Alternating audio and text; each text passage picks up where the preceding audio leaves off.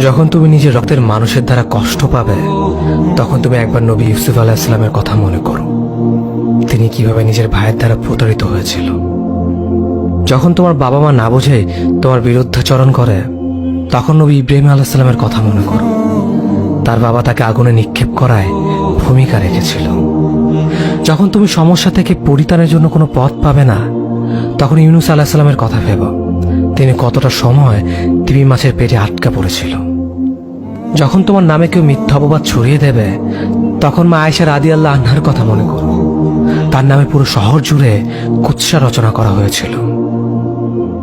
যখন তুমি অসুস্থ ব্যথার যন্ত্রণায় কাঁপতে থাকো, তখন নবী আইয়ুব আলাইহিস সালামের কথা ভেবো। তিনি ভয়ঙ্কর এক ভাইরাসজনিত রোগে আক্রান্ত হয়ে তোমার থেকে বেশি কষ্ট পেয়েছিল। যখন তুমি দিনের কোনো বিধান নীতিতে যুক্তি খুঁজে পাও না, তখন নবী নূহ আলাইহিস সালামের কথা ভেবো। তিনি কোনো প্রশ্ন ছাড়াই মরুভূমিতে নৌকা তৈরি করেছিল।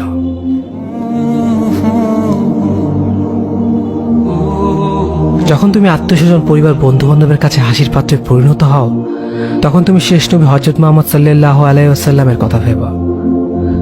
রাসূল সাল্লাল্লাহু আলাইহি ওয়াসাল্লাম বলেছিলেন, সবচেয়ে বড় পরীক্ষা দিয়েই সব থেকে বড় পুরস্কার আসে।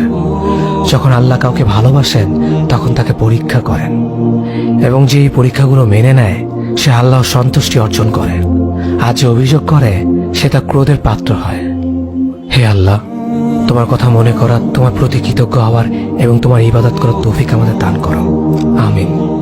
যেভাবে তুমি সন্তুষ্ট হও, সেভাবেই আমাদের পরিচালিত করো।